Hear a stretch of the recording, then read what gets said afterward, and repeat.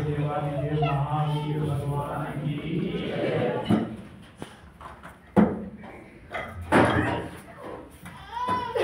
जैसा कि हम सभी को ज्ञात है कि वर्तमान के सबसे बड़े संघ के महानायक आचार्य प्रवर 18 फरवरी को समाधिस्थ हो गए और उनकी समाधि से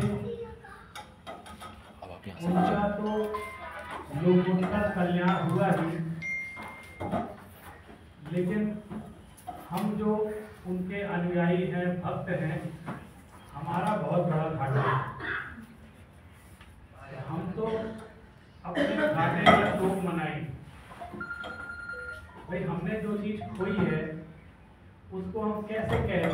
उनका तो कल्याण हुआ है और उन्होंने जगत के कल्याण के साथ साथ अपना आत्म कल्याण किया। आपको आचार्य यति वृषभ द्वारा रचित तिलोपन्नति ग्रंथ की एक गाथा बताता हूँ, जिसमें आचार्य का लक्षण लिखा है। उसमें लिखा है, पंच महव्वय तुंगा तत्कालीय सफर समय सुधारा राणा गुणगण भरिया आयरिया ममपति दर्शु। इसका अर्थ है कि जो 5 महाव्रतों से समुन्नत हैं और जो तत्कालीन स्वसमय और पर समय रूप श्रुत के ज्ञाता है और नाना गुण समूह से परिपूर्ण है, ऐसे आचार्य मुझ पर प्रसन्न हो। आचार्य के क्या गुण होने चाहिए और आचार्य कैसा होना चाहिए, इसका कोई वर्तमान में एक कोई सर्वोत्कृष्ट यदि उदाहरण है या उदाहरण थे तो वो थे हमारे परम पूज्य आचार्य विद्यासागर। कोई भी परंपरा हो, चाहे जैन चाहे अजैन, मैंने इसमें कहा स्व पर समय के ज्ञाता। माने आचार्य सिर्फ अपनी परंपरा का ज्ञाता नहीं होता है, वो भारत की सभी परंपराओं को समझते हैं, सारी समस्याओं को समझते हैं और ऐसी स्थिति में धर्म, दर्शन, तीर्थ और चतुर्वेद संघ का कैसे संरक्षण करना चाहिए, उनका कैसे संवर्धन करना चाहिए, इसका अपने विवेक देंगे। जब 18 फरवरी को ये सूचना पूरे देश विदेश में व्याप्त हुई, ऐसा लगा जैसे काल थम गया। किसी को विश्वास ही नहीं हो रहा। लोग सुन के भी कह रहे थे हो सकता है खबर झूठी, क्योंकि हृदय से किसी को ये बात स्वीकृत ही नहीं हो रही थी कि हमारे आचार्य प्रवर अब समाधि में लीन हो गए। लेकिन मैं आपको एक बात बताना चाहता हूँ कि आचार्य श्री का जो महान व्यक्तित्व था, आपने उनके अनेक गुणों को सुना यहाँ पर और प्रायः बहुत उसकी चर्चा हो रही है, लेकिन मैं एक दूसरे पक्ष का दर्शन आपको कराना है। हमारे जो आचार्य होते हैं, मैं उन्हें आचार्य मानता हूँ देश की सत्ता जिनके सम्मुख नतमस्तक होने को तरसे। वो किसी से मिलना नहीं चाहते, लेकिन लोग तरसते थे, चाहे नेता हो, चाहे अभिनेता हो, चाहे मंत्री हो, चाहे प्रधानमंत्री हो, कि वो हमको थोड़ा समय दे दें, मुझे थोड़ा दर्शन दे दें। पूरे दिगंबर जैन समाज के इतिहास में ये पहली घटना है कि किसी दिगंबर आचार्य की समाधि हुई हो और देश के प्रधानमंत्री ने उनकी विनयाचली में एक लेख लिखा हो और सारे देश के बड़े मीडिया ने उसको प्रधानमंत्री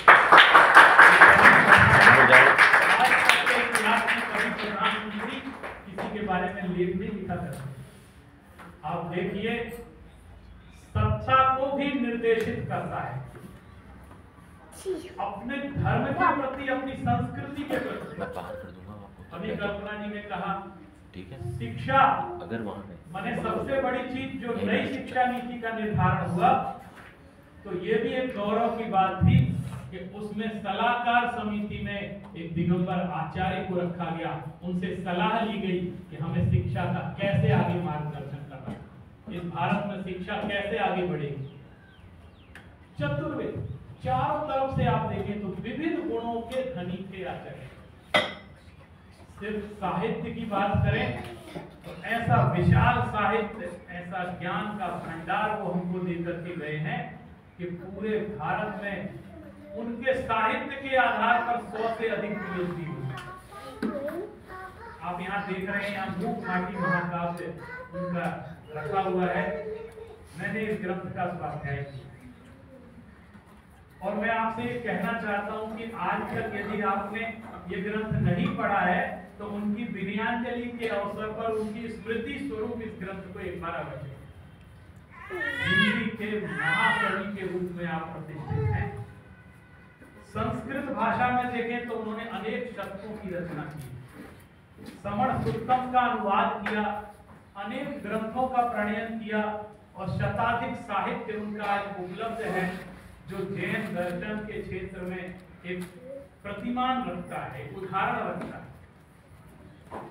उनकी बहुत सारी बातों में मैं एक छोटा सा संस्मरण आपको बताना चाहता हूँ, जिसके कारण मैं उनसे किस तरह से अभिभूत हो गया, किस तरह जुड़ गया। बहुत छोटी सी अवस्था, लगभग 4-5 वर्ष का मैं रहा हूँगा। मैं अपने पिताजी के साथ पपोरा क्षेत्र में उनका चातुर्मास चल रहा था, बहुत वर्षों पुरानी बात है। तो मैंने कभी आहार नहीं किया, किसी भी मुनिराज को आहार नहीं। और हम लोग जैसे पले उसे हम आचार्य श्री का मतलब ही आचार्य विद्यासागर था। उसके समय में तो हमको यही समझ में नहीं आता कोई और भी आचार्य होता होगा, तो बाद में पता चला, बाद में जाके कि अच्छा और भी होते हैं। उस समय में ऐसा लगता था आचार्य श्रीमान आचार्य विद्यासागर, यही समझ में आता। तो वहाँ एक परिवार था, कहने लगे कि हमारा चौका बहुत दिनों से लग रहा है, हमारी इच्छा है कि हम आचार्य श्री को आहार दें, लेकिन हमारा सौभाग्य ऐसा नहीं हो रहा है कि हमारी भी इच्छा थी। मेरे पिताजी ने कहा तुम धोती पहनकर आ जाओ और वो एक परिवार खड़ा उनके साथ खड़े हो जाओ, क्योंकि हमने तो चौका लगाया नहीं। हम दोनों एक नारियल दिया, वहाँ खड़े हो गए और उस दिन हमारे सौभाग्य का ठिकाना नहीं रहा कि हमारे ही चौके में आचार्य श्री का पद। विधि भी नहीं पता। मैं ये बात इसलिए कहना चाहता हूँ कि आज मैं ऐसे अनेक परिवारों को जानता हूँ, ऐसे अनेक दिगंबर परिवारों को जानता हूँ जो ये जानते ही नहीं है कि मुनि को आहार कैसे दिया, उनको उसकी विधि नहीं मालूम, उसकी उन्होंने दर्शन भी नहीं की। ऐसे दिगंबर परिवार भी हैं।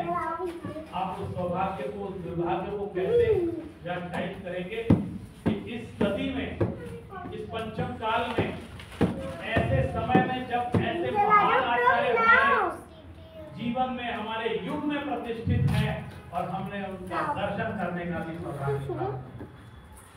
जब कोई चला जाता है तो उसकी कीमत का पता चलता है।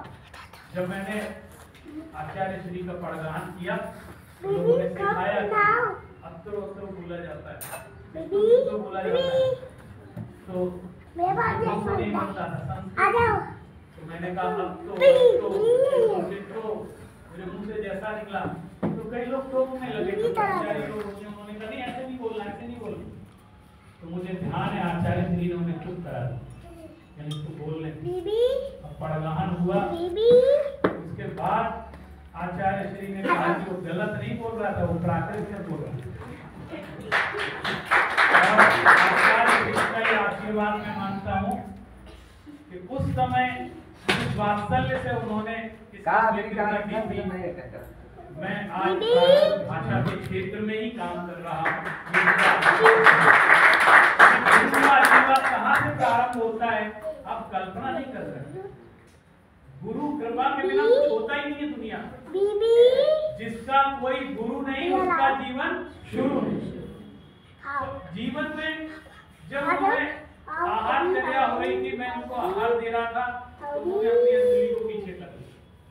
तो मुझे लगा पता नहीं कोई गलती होगी, तो उन्होंने बगल में किसी ने कहा कोई नियम, बिना नियम के आहारचर्या नहीं होती, कोई नियम लो। तो एक ब्रह्मचारी जी बोले रात्रि भोजन का त्याग, तो मैंने कहा मेरा त्याग। और आपको पता है उस समय ऐसी सिचुएशन होती है कि अब 10 रखवा लो तो रखने तैयार हैं, मुझे तो आहार देना है। तो मैंने कह दिया त्याग है, लेकिन आचार्य श्री ने फिर भी अंजलि दी। उन्होंने इशारे से ऐसे हाथ किया। क्या बात, तो फिर किसी ने बताया आप 1 महीने का त्याग। मैंने कहा ठीक है 1 महीने का। आप देखिए इतने बड़े आचार्य होकर एक बालक के प्रति जो वात्सल्य भाव, उन्हें मालूम था ये भावुकता में कह रहा है कि मेरा आजीवन का त्याग है, लेकिन इसका निभ नहीं पाएगा। ये तो अभी तैयार है, हर चीज करने को तैयार। यानी कितने यथार्थवादी, प्रयोगशाला की धरा पर कार्य करने वाले ऐसे महान व्यक्तित्व। आचार्य श्री से कोई नियम लेना आसान बात नहीं। मैं भारत के लगभग सभी मुनि संघों को जानता हूँ, सभी आचार्य संघों को जानता हूँ, और ऐसे अनेक मुनियों को जानता हूँ जो आचार्य श्री के पास गए और आचार्य श्री ने उनको दीक्षा से मना कर दिया और वो अन्यत्र जाके उन्होंने दीक्षा ली। क्योंकि आचार्य श्री और जो दीक्षा को मना करते थे, जिस चाय को दीक्षा नहीं देते थे, ऐसे आचार्य का सबसे बड़ा संघ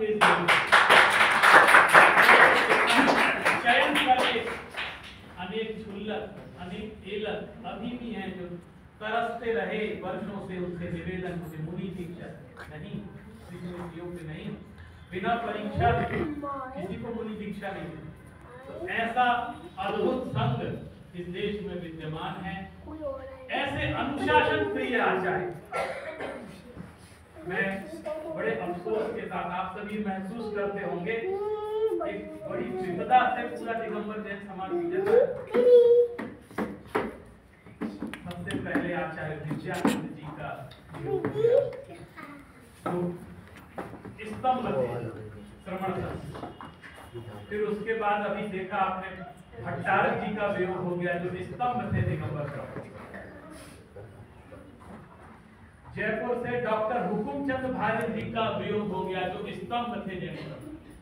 और अब आचार्य विद्यासागर महाराज जी अब हमारे बीच नहीं हैं, हम सभी को आशीर्वाद नहीं दे रहे हैं।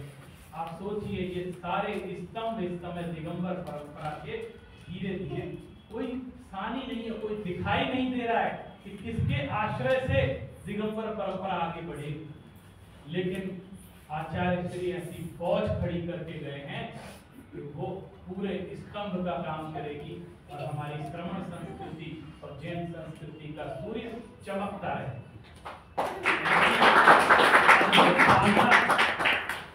आप देखिए उनके व्यक्तित्व का दर्शन, एक गंज बासोदा जगह है, वहाँ एक कार्यक्रम था और मुख्यमंत्री आने वाले थे और उन्होंने एक विद्वत संगोष्ठी बुलाई थी, 8-10 विद्वान आए थे और हम मंच पर बैठे थे। और उस समय ये हुआ कि मुख्यमंत्री भी आना है, उनका भी भाषण होना है, आचार्य श्री का भी उद्बोधन प्रवचन होना है और समय नहीं है। तो संयोजक महोदय ने कहा किसी एक ही व्यक्ति का व्याख्यान हो सकता है, वो भी 5 मिनट, और कोई नहीं बोलेगा, दोपहर में सबको बोलना है। और उस दिन भी मेरा सौभाग्य जागृत हुआ, संयोजक महोदय ने कहा 5 मिनट सिर्फ आप बोलेंगे और मैंने तीर्थ संरक्षण के बारे में उस समय कुछ बिंदु 5 मिनट में आचार्य श्री के सानिध्य में जब सुझाए तो एक ब्रह्मचारी जी मेरे पास आकर बोले कि आचार्य श्री ऊपर बुला रहे हैं, आप उनसे मिलकर जाना, ऐसे मत जाना। और जब मैं आचार्य श्री के पास गया तो उन्होंने बहुत आशीर्वाद दिया और उन्होंने कहा कुछ और बात करनी है, बाद में कक्ष में आना। मैं कक्ष में गया तब उन्होंने विशेष मुझे मार्गदर्शन उस दिन प्रदान किया। तो ऐसा वात्सल्य और आशीर्वाद रखते हैं। विदिशा में शीतल धाम में चातुर्मास चल रहा था, वहाँ एक तत्व चर्चा संगोष्ठी का आयोजन हुआ।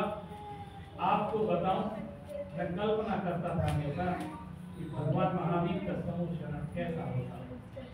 मैं सोचता था शास्त्र पढ़ के कि कैसे लोग परकोटे में बैठते होंगे, कैसे श्रावक श्राविका बैठते होंगे, कैसे हारिकाएं बैठती होंगी, कैसे मुनि बैठते होंगे।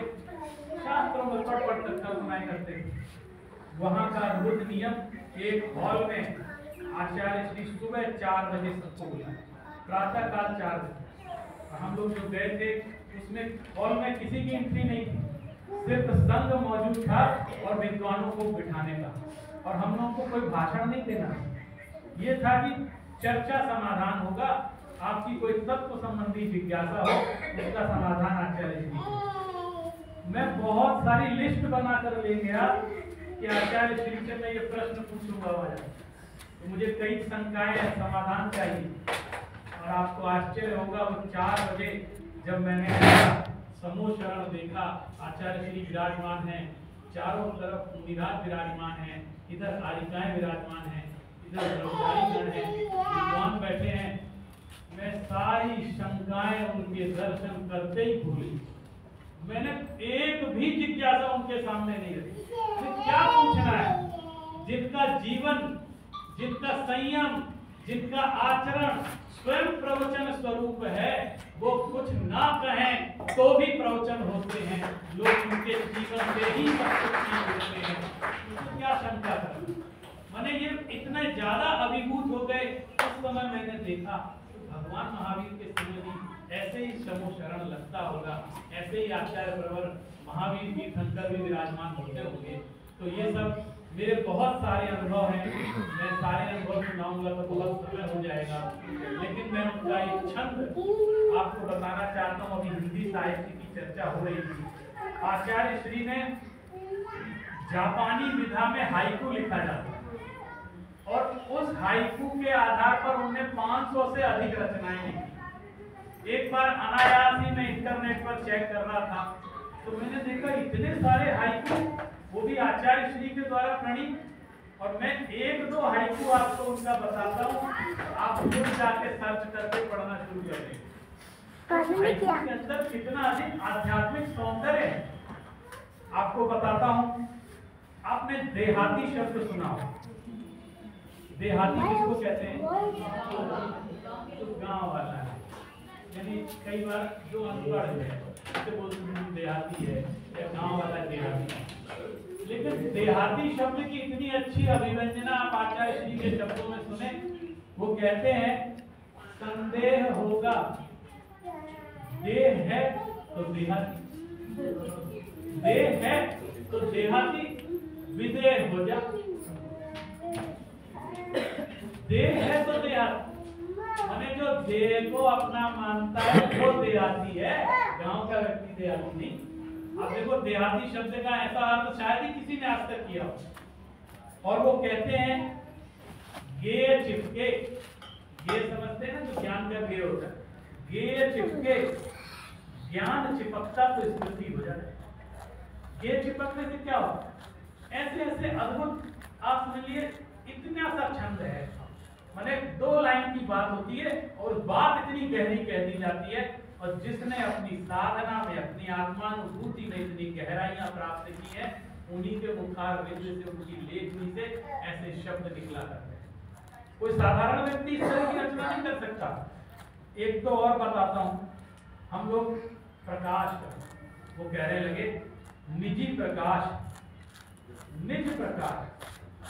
किसी प्रकाशन में क्या कभी दिखा? प्रकाशन करते हैं, इतनी सारी किताबें छापते हैं हम प्रकाशन, कह रहे निज प्रकाश क्या कभी किसी प्रकाशन में दिखाई दिया? यानी असली प्रकाश तो निज का प्रकाश होता है, आत्मा का प्रकाश होता है। ये किताबें छपवाने से कुछ नहीं होता। आप देखिए कितनी एक छोटी सी बात को लेकर कितनी सोच में हम लोग प्रदर्शन बहुत करते हैं। उन्होंने प्रदर्शन पर करारा व्यक्त किया, कहते हैं प्रदर्शन तो उथला दर्शन, प्रदर्शन तो उथला है और दर्शन वो है जो गहराता है। दर्शन वो कहलाता है जो गहराई में ले जाता है। इस तरह उन्होंने अनेक, एक बार कहते हैं मोक्ष मार्ग तो भीतर अधिक है, बाहर कम। हम लोग आलोचना करते हैं, आलोचना करना बहुत आसान होता है, जीवन जीना बहुत कठिन होता है। अभी मान लीजिए ये विद्यांजलि सभा का आयोजन समाप्त करे, ऐसा तो नहीं है, वैसे करके दिखाओ तब जाने। जो करता है वो जानता है, लेकिन करना नहीं है, मुंह चलाना है। आज देश में हमारे इतने व्हाट्सएप वीर आ गए हैं, जैसे बंदर के हाथ में उपकरण लग जाता है तो क्या करता है, जिस चाय को काट देता है। तो ऐसे ऐसे ज्ञानी पैदा हो गए हैं जिनको इतना सा भी संकोच नहीं है कि कितने बड़े आचार्य और स्वानुभव में जीवन जीने वाले, जन कल्याण करने वाले, आत्म कल्याण करने वाले, ऐसा पथ प्रदर्शन करने वाले आचार्य जिन्होंने जीवन भर सिर्फ दिया ही दिया है, कभी कुछ लिया नहीं है। लेने को तो एक उड़द की दाल और 2 कौर की रोटी इतना लेते थे, इससे ज्यादा कुछ लेते नहीं थे आप। लेकिन इसके अलावा उन्होंने अंबार दिया हमारे जन, और सिर्फ जैनों को ही नहीं, अजैनों को, पूरे राष्ट्र को। इसलिए आज पूरा राष्ट्र उनके प्रति कृतज्ञ है। आप सिर्फ आप नहीं रो रहे, मैंने अनेकों को देखा, अनेक अजैन रो रहे हैं।